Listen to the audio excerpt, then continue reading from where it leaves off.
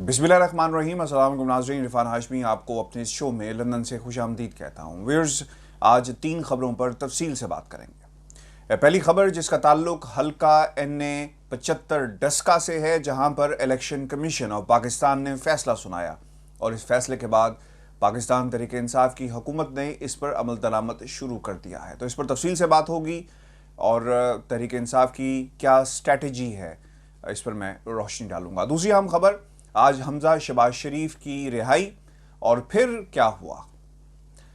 मरीम नवाज की तरफ से बयान जारी हुआ और वो खुद रिसीव करने के लिए हमजा शहबाज शरीफ को गई और उन्होंने क्या कहा, इस पर भी रोशनी डालेंगे।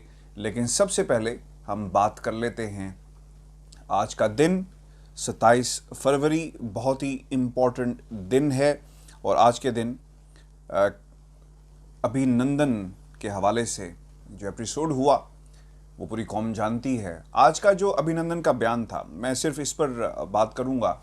पाकिस्तान ने जो कुछ उस वक्त इंटरनेशनली अपने आप को मनवाया, अभिनंदन ऑब्वियसली पाकिस्तान की सरजमीन पर आता है और फिर उसे कैप्चर करने के बाद भारत के हवाले कर दिया जाता है।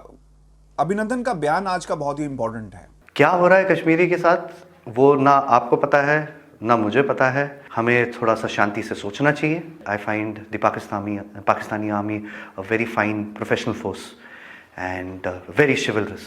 आई am very impressed by the chivalry which is been displayed by the Pakistani army. लड़ाई तब होती है जब अमन नहीं होता है। मुझे ये नहीं पता है कि क्या करना चाहिए अमन लाने के लिए, बट मुझे सिर्फ ये पता है कि अमन होना चाहिए। And I see no reason for us to continue with any kind of hostilities. मैं ये चाहता हूँ कि अमन रहे हमारे देश में और हम अमन में रह सकते हैं। तो ये बहुत ही मायने खेज बयान है अभिनंदन का जो जारी किया गया। दूसरी इंपॉर्टेंट खबर, हमजा शहबाज शरीफ साहब रिहा हो गए हैं और हमजा शहबाज शरीफ की रिहाई के बाद इस वक्त मुस्लिम लीग नून में एक कैंप में खुशी है तो दूसरे कैंप के अंदर खुशी नहीं है और वो मिठाई ना खा रहे हैं और ना ही तकसीम कर रहे हैं।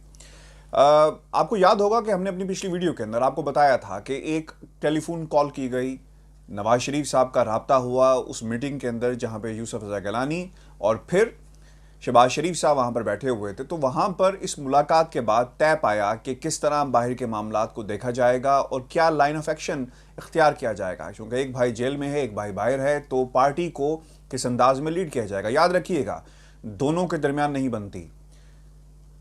हमजा शहबाज की एक अपनी लाइन है, पंजाब पे उसका कंट्रोल है, और जबकि मरीम नवाज ऑब्वियसली अभी पार्टी के अंदर अपने आप को मनवाने की कोशिश कर रही हैं। यानी जिस तरह उनकी पार्टी में आमद हुई वो तमाम लोग जानते हैं। तो अब एक बोन ऑफ कंटेंशन, और अगर मैं ये कहूँ कि tug of war you will see with in the party, तो गलत नहीं होगा।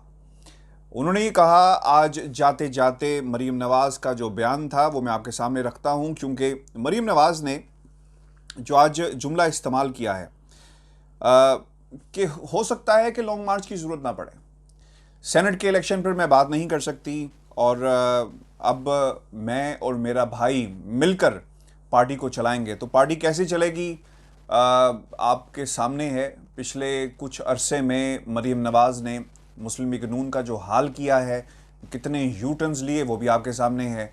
और जो सियासी माहौल इस वक्त पैदा हुआ है, यानी गैर संजीदा बयानात के बाद जो लंदन से जारी होते रहे और उन्हें पाकिस्तान में उनकी बेटी इंडोर्स करती रही, यानी मरीम इंडोर्स करती रही, उससे पाकिस्तान मुस्लिम लीग नून को काफ़ी धचका पहुंचा है। और इसका इजहार व्यूअर्स पार्टी के अंदर मुतअद्दिद बार लोगों ने भी किया कि हमने सियासत में रहना है, हमने पाकिस्तान में रहना है, हमने बाहर नहीं जाना और ना ही हमारे कहीं पर राब्ते हैं कि हमें कहीं से रिलीफ मिल जाएगा। तो आपको खुदा का वास्ता इन बयानात पर लगाम डालें। और अब मुस्लिम लीग नून के अंदर ये भी बात शुरू हो गई है हमजा के बाहर आने से कि पंजाब के अंदर जो लीड करेंगे वो हमजा शहबाज शरीफ लीड करेंगे। लेकिन व्यूअर्स, इम्पॉर्टेंट चीज़ यहाँ पर यह है कि हमजा शहबाज शरीफ के बाहर आने के बाद फौरी तौर पर FIA ने एक बयान जारी किया, और वो बयान क्या था मैं आपको बता देता हूँ कि FIA का हमजा शहबाज को जेल से रिहाई के बाद तलब करने का ये फैसला FIA टीम हमजा शहबाज को गिरफ्तार करने से पहले तलब करेगी। FIA में हमजा के खिलाफ केस में वो डायरेक्ट मुलव्विस हैं। और रमज़ान शुगर मिल, ये बहुत ही इंपॉर्टेंट केस है जिसका यहाँ पर हवाला दिया गया कि उनके चपरासियों के अकाउंट में पैसे आए। रमज़ान शुगर मिल में हमजा शहबाज के खिलाफ 25 अरब की मनी लॉन्ड्रिंग का मुकदमा दर्ज है। हमजा शहबाज रमज़ान शुगर मिल की CEO थे और रमज़ान शुगर मिल के मुलाजमीन के अकाउंट से 25 अरब की मनी लॉन्ड्रिंग के सबूत FIA हासिल कर चुकी है और FIA ने आइंदा चंद दिनों में हमजा शहबाज को तलबी का समन जारी करेगी। इस हवाले से ये रिपोर्ट किया गया है। तो अब हमजा शहबाज की मुश्किलात में मज़ीद इजाफा होगा और वो लोग जो ये कह रहे थे कि शायद हमजा बाहर आ गए, हमजा शहबाज शरीफ बाहर होंगे, हार्डशिप की बुनियाद पर इस केस को लड़ा गया, जमानत हासिल की गई और कहा गया कि एविडेंसेस की तादाद जो है बहुत ज़्यादा है और जेल के अंदर मुश्किलात में इजाफा हो रहा है और टाइम अभी मज़ीद लगेगा, तो 20 माह का कौन हिसाब देगा? तो व्यूअर्स, यही सवाल हमारा भी है इन तमाम सियासतदानों से, पाकिस्तान की लूटू ही रकम का हिसाब कौन देगा? चपरासियों के अकाउंट में जब पैसे आते हैं तो यकीनन CEO से पूछा जाएगा, उस चपरासी से नहीं पूछा जाएगा जो बेचारा 12,000 नहीं तो 15,000 जिसकी तनख्वाह होगी और घर चला जाएगा उस तनख्वाह को लेकर। लेकिन उसके अकाउंट में जिस चेक बुक से और जिस अकाउंट का कंट्रोल इन लोगों के पास था, जिसमें जो रकम जिसका तस्करा किया गया है वो है 25 अरब। ये छोटी रकम नहीं है, 25 अरब की मनी लॉन्ड्रिंग। व्यूअर्स, बहुत बड़ी रकम है और इस रकम के शवाहिद जो हैं वो FIA के पास मौजूद हैं जो मनी लॉन्ड्रिंग की गई है। तमाम सवालात का जवाब इन्हें अब देना पड़ेगा। तो मुश्किलात में कमी नहीं हुई, बाहर आने से इजाफा हुआ है। व्यूअर्स, आखिर में आपके साथ हमारी जो लास्ट खबर है उसका तस्करा करते चलें। इलेक्शन कमीशन ऑफ पाकिस्तान ने एक फ़ैसला सुनाया और उस फैसले की रोशनी में कुछ अहकामात भी जारी किए गए। वो अहकामात क्या थे? चूँकि NA 75 डस्का के अंदर उन्होंने बहुत सारा, यानी तारीख में पहली दफ़ा ऐसा हुआ है कि जो फ़ैसला इस तरह जारी किया गया और उस पर पहली दफ़ा ऐसा हुआ है कि हुकूमत वक्त ने उस पर फिल-फौर अमल शुरू कर दिया है। असिस्टेंट कमिश्नर डस्का आसिफ हुसैन को ओहदे से हटा दिया गया है और DSP डस्का रमज़ान गंबो और DSP जुल्फ़िकार विरक को भी मुअत्तल कर दिया गया है और ये नोटिफिकेशन जारी हो गए हैं।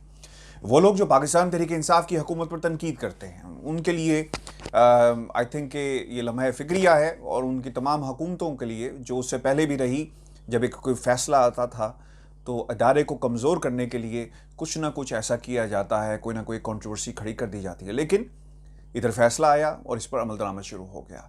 ये हक़ है हर उस हुकूमत का कि वो उस फ़ैसले को चैलेंज करे लीगल प्लेटफॉर्म्स के ऊपर और अपने वकला के ज़रिए जाकर अदालत में सबूत रखे, अपना केस लड़े कि जनाब, पहले पाकिस्तान मुस्लिम लीग नून की तरफ से कहा गया था कि 23 पोलिंग स्टेशंस पर दोबारा इंतखाबात होंगे, लेकिन अब ऐसा क्या हुआ? चूँकि उन्हें मालूम है कि हार किस जमात की है और हक़ाइक़ उनके सामने हैं, तो चीज़ों को गलत रंग में आपके सामने पेश किया जा रहा है। प्लांटेड सवाल करवाए जाते हैं सहाफ़ियों से कि जनाब, आप अगर लीगल प्लेटफॉर्म पे अपना हक़ इस्तेमाल करेंगे तो ये इस चीज़ की निशानदही है कि आप इलेक्शन हार चुके हैं और आप अपना इख्तियारात को जो इस्तेमाल करना चाहते हैं जहाँ पर होने चाहिए वहाँ पर नहीं कर रहे। और उन्हें ये भी एक सवाल वहाँ पर उठाया गया कि इन हालात के अंदर जब इलेक्शन कमीशन ऑफ पाकिस्तान ने आपकी हुकूमत के ख़िलाफ़ और आपकी जो लोकल मशीनरी थी उसके ख़िलाफ़ जो अहकामात दिए, इसके बाद वज़ीर आला पंजाब को घर चले जाना चाहिए, तो ये प्लांटेड सवालात वहाँ पर करवाए जाते हैं। इन शॉर्ट आपके सामने एक जुमले में जाते जाते मैं बात कर दूँ कि दारों की हुक्मरानी होगी तो पाकिस्तान आगे चलेगा। चाहे फ़ैसले पाकिस्तान तहरीक इंसाफ की हुकूमत के ख़िलाफ़ आएँ, उन पर अमल दरामद होना चाहिए, लेकिन जितने भी लीगल चैनल्स हैं जहाँ पर हुकूमत अपना दिफा कर सकती है उसका दिफा होना चाहिए और कतन ये तासुर नहीं देना चाहिए कि शायद कोई भी हुकूमत डर गई है। व्यूअर्स, ये हमारी आज की वीडियो थी। अपना ख्याल रखिएगा, कमेंट्स भेजिएगा। मैं कोशिश करता हूँ कि आपके बहुत सारे कमेंट्स जो हमें मौसूल होते हैं इन पर हम अपना जवाब आपके सामने रखें, लेकिन आपकी इन्वॉल्वमेंट और आपकी जो पार्टिसिपेशन है माशाल्लाह वो बहुत ज़्यादा है, तो बाज़ दफ़ा आपके सवालात मैं उनको एड्रेस नहीं कर पाता, तो कोशिश मैं ये करूँगा कि हम उसे अपने उसी प्लेटफॉर्म पे जहाँ पे आप कमेंट करते हैं वहाँ पर उसका जवाब आपके साथ हम शेयर कर लें। व्यूअर्स, अपना ख्याल रखिएगा और मुझे इजाज़त दीजिए। अल्लाह ने के बाद।